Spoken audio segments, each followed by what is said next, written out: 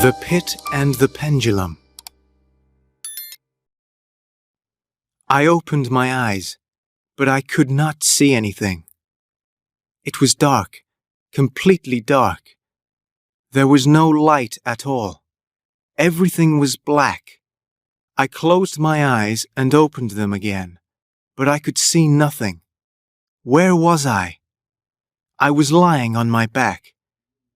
I was lying on something hard and cold. I reached out my hand and felt a stone floor. The stones were cold and damp. I was lying on my back in a stone room. Was I in a tomb? Was I in a place where dead bodies were buried? I had to move. I had to find out. I turned over onto my hands and knees. Then I started to crawl forwards. In a few seconds, I found a wall. It was cold and wet. Maybe I was in a room that was under the ground. I followed the wall very slowly. I thought that I was moving in a circle. I was not sure. Then I had an idea. I tore a piece of cloth from my shirt and put it on the floor, near the wall. Then I walked along the wall of the room. I counted the number of times that I moved my hands forward. 20, 30, 40 times. Where was the piece of cloth? Had I gone past it in the dark? Had I gone around the room twice? I counted up to 100 before I found the piece of cloth. But I did not find a dead body in a coffin. I was not in a tomb. Where was I? I tried to remember. I remembered that I was in Toledo in Spain. Then I remembered a courtroom and men in red gowns. They had asked questions, more and more questions. Their voices were soft and their eyes were bright. How many hours had they questioned me? How many days had they questioned me? I could not remember. The questions had gone on and on. But what was my crime? What law had I broken? I did not know. I was very frightened. I thought that the questioners were going to torture me. But no one had cut me with sharp blades. No one had hit me. No one had burnt me with hot iron. Now I must be in a jail. This room was a prison cell. Maybe I would die here, without food or water or light. I closed my eyes again, and I must have slept. When I awoke, I moved my foot and it hit something. I touched a loaf of bread and a pitcher of water. A jailer had come into my prison cell and left food and drink. I knew that my prison cell was large, but what was in the center? For a few minutes, I sat with my back against the wall. Then I started to crawl straight ahead, across the floor of the cell. I moved very slowly. Suddenly, my hand went down and forward. I had found a hole. A pit in the floor. I could feel and smell damp air. The air was rising up from the pit. I guessed that the pit was very deep. I had almost fallen into it. My body shook with fear. My skin was covered with sweat. The drops of sweat fell from my face and down into the deep hole. Suddenly, I heard a noise. A small door opened above my head, and light shone down on me. For a few seconds, I saw my prison cell. Then the small door shut again, and everything was dark and black. I was right. I was in a room with a deep pit in its center. I understood now. My torturers had been waiting and watching. They wanted me to jump into the deep pit. They wanted me to end my life. I slowly crawled back to the pitcher of water and the bread. My arms and legs were shaking. I was weak and tired. I took a piece of bread and started to eat. The bread tasted of salt. I quickly drank the water from the pitcher. Soon after this, I felt very, very tired. I slept again. When I awoke, the cell was not completely dark. I could just see its walls. The room was square. Each wall was about 15 feet long. And the walls were not made of stone. They were made of metal. High in the center of the ceiling, there was a small door. Strange and terrible pictures were carved into the metal walls. The pictures were of evil spirits and monsters. I was lying on my back, but I could not get up. I was no longer lying on the stone floor. My body was tied to a wooden bed. A rope was tied around my chest, but I could move my arms. I reached out my hands and tried to find the pitcher of water. I was very thirsty. There was no water, but I found a dish of meat. I put a piece of the meat into my mouth. No, I could not eat the meat.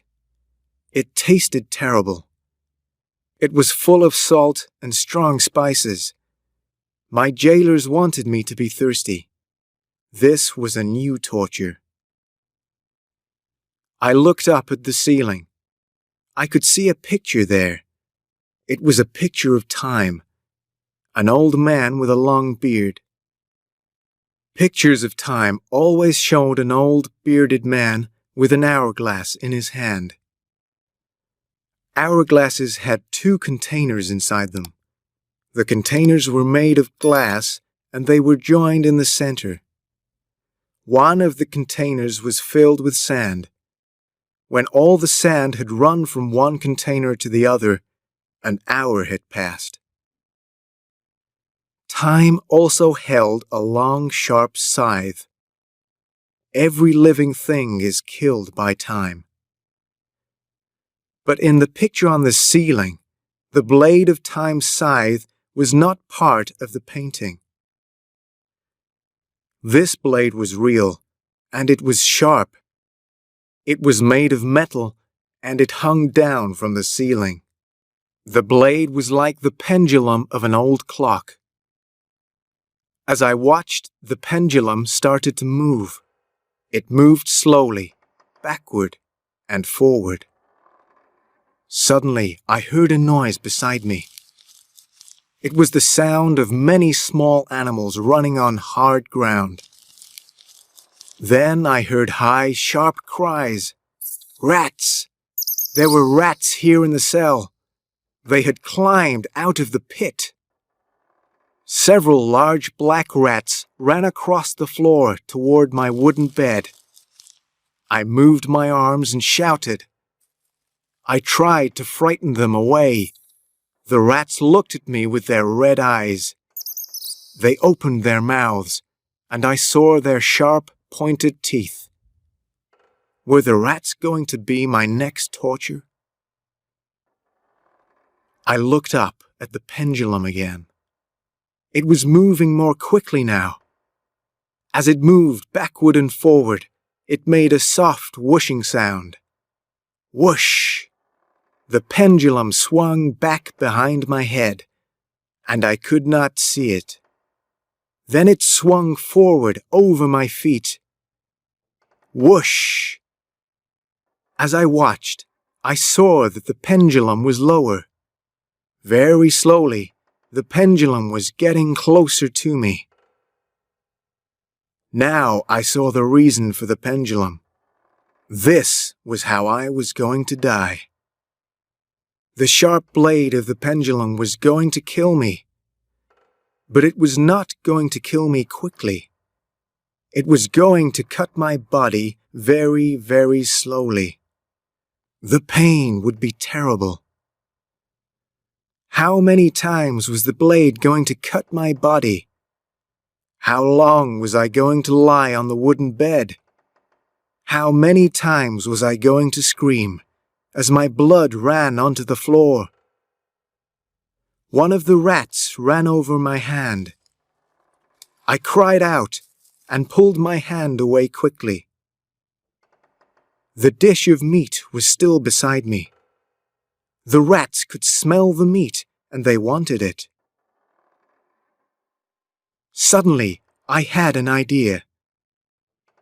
I reached out my hand and took some of the meat from the dish. Then I rubbed the spiced meat onto the rope that was around my body. I rubbed the meat all along the rope. Then I lifted my hands above my head and lay still. At first, the rats were frightened of me. They did not come too close. Then one of them jumped onto my chest. I did not move. I felt the rat's sharp little feet on my body. I saw its red eyes and sharp teeth. I tried not to scream. The rat put its nose closer to the rope. It smelled the spiced meat on the rope. The rat started to bite the rope with its sharp teeth. It was eating the meat that was on the rope. Soon another rat jumped onto me. It started to eat the rope too. More and more rats came. They ran over my face. They ran over my body. I kept my mouth and eyes closed. I tried not to shout in fear. I tried to stop my body shaking. The rats' feet and tails touched me. I felt the horrible animals on my mouth and my eyes and my nose. I heard their high, sharp cries. The sound of the pendulum became louder. Soon the whooshing sound of the pendulum was louder than the sound of the rats. The blade was coming closer to my body. I felt the air move as the pendulum passed over my face. The pendulum swung very wide. I counted each time that it passed over me. 6 seconds, 7 seconds. Then the blade swung back. 6, 7, whoosh. 6, 7, whoosh. The pendulum swung lower and lower. It was now only a few inches above me, and it was moving more slowly. The huge blade frightened the rats and they ran away. The animals knew that they were in danger. They had eaten part of the rope, but I was not yet free. I waited for the pendulum to cut the rope completely. 7 seconds. 8 seconds. The pendulum whooshed above my body from head to foot, and then from foot to head. 7, 8, whoosh. It was very close to me now. I tried to make my body lower on the bed. Where was the blade of the pendulum going to bite me? Was it going to cut my head? Was it going to cut my chest or stomach? I screamed. The blade bit and it cut the rope. The pendulum swung toward my feet. Suddenly, I was free. I jumped from the wooden bed and lay on the floor. Sweat was pouring from my skin. I was breathing quickly.